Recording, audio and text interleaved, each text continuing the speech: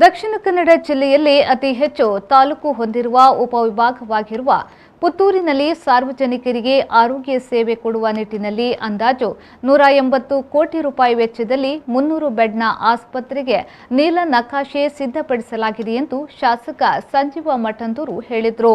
ಪುತ್ತೂರು ಸರ್ಕಾರಿ ಆಸ್ಪತ್ರೆಯಲ್ಲಿ ಸಹಾಯಕ ಕಮಿಷನರ್ ಗಿರೀಶ್ ನಂದನ್ ಮತ್ತು ಜಿಲ್ಲಾ ಆರೋಗ್ಯಾಧಿಕಾರಿ ಹಾಗೂ ಇಂಜಿನಿಯರ್ಗಳ ಉಪಸ್ಥಿತಿಯಲ್ಲಿ ನಡೆದ ಸರ್ಕಾರಿ ಆರೋಗ್ಯ ರಕ್ಷಾ ಸಮಿತಿ ಸಭೆಯ ಬಳಿಕ ಅವರು ಪತ್ರಿಕಾ ಮಾಧ್ಯಮದೊಂದಿಗೆ ಮಾತನಾಡಿದರು. ಸಾರ್ವಜನಿಕರಿಗೆ ಆರೋಗ್ಯ ಸೇವೆ ಕೊಡುವ ನಿಟ್ಟಿನಲ್ಲಿ 300 ಬೆಡ್ನ ಆಸ್ಪತ್ರೆ ಆಗಬೇಕೆಂದು ಸರ್ಕಾರಕ್ಕೆ ಪ್ರಸ್ತಾವನೆ ಸಲ್ಲಿಸಿದಾಗ ಕರ್ನಾಟಕ ಸರ್ಕಾರದ ಆರೋಗ್ಯ ಇಲಾಖೆ ಪ್ರಸ್ತಾವನೆಯನ್ನ ಸ್ವೀಕಾರ ಮಾಡಿದೆ. ಇದಲ್ಲದೆ ಸದನದಲ್ಲೂ ಪ್ರಶ್ನಿಸಿದಾಗ ಸಚಿವರು ಪುತ್ತೂರು ಸರ್ಕಾರಿ ಆಸ್ಪತ್ರೆಯಲ್ಲೇ ಸಭೆ ನಡೆಸಿ ಮಾಹಿತಿ ಪಡೆಯುವುದಾಗಿ ಭರವಸೆಯನ್ನ ನೀಡಿದರು.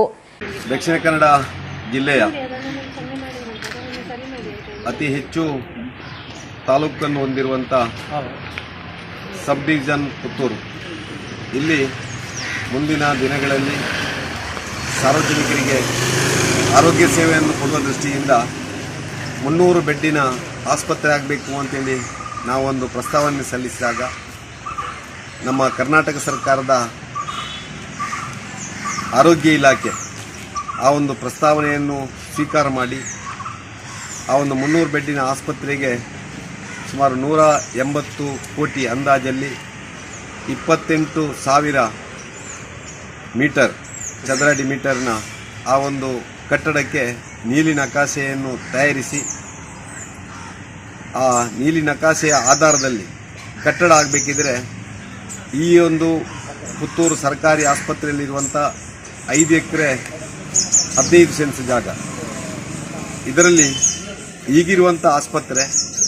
ಮತ್ತು ಇಲ್ಲಿ ಮುಂದೆ ಲಭ್ಯ ಇರುವಂಥ ಆ ಸ್ಥಳಾವಕಾಶ ಇದರ ಬಗ್ಗೆ ಒಂದಷ್ಟು ಕ್ಲಾರಿಫಿಕೇಷನ್ ಕೇಳಿದ್ದೆ. ಆ ಕ್ಲಾರಿಫಿಕೇಷನ್ ಇವತ್ತು ನಾವು ಚರ್ಚೆ ಮಾಡಿ ಅವರು ಏನೇನು ಸಂಶಯ ವ್ಯಕ್ತಪಡಿಸಿದಾರೋ ಏನೇನು ನಮ್ಮಿಂದ ಮಾಹಿತಿಯನ್ನು ಕೇಳಿದಾರೋ ಅದಕ್ಕೆ ಪೂರಕವಾಗಿ ನಾವು ಇವತ್ತು ಸ್ಥಳ ಪರಿಶೀಲನೆ ಮಾಡಿ ಇವತ್ತು ಇಲ್ಲಿ ಲಭ್ಯ ಇರುವಂಥ ಜಾಗವನ್ನು ಅವರಿಗೆ ಮರಣ ಮಾಡುವಂತ ಸಂಗತಿ ಮಾಡ್ತೇವೆ. ಈ ಸಂದರ್ಭದಲ್ಲಿ ಸಹಾಯಕ ಕಮಿಷನರ್ ಗಿರೀಶ್ ನಂದನ್, ಜಿಲ್ಲಾ ಆರೋಗ್ಯಾಧಿಕಾರಿ ಡಾಕ್ಟರ್ ಕಿಶೋರ್ ಕುಮಾರ್, ತಾಲೂಕು ಆರೋಗ್ಯಾಧಿಕಾರಿ ಡಾಕ್ಟರ್ ದೀಪಕ್ ರೈ, ಸರ್ಕಾರಿ ಆಸ್ಪತ್ರೆಯ ಆಡಳಿತ ವೈದ್ಯಾಧಿಕಾರಿ ಡಾಕ್ಟರ್ ಆಶಾ ಪುತ್ತೂರಾಯ,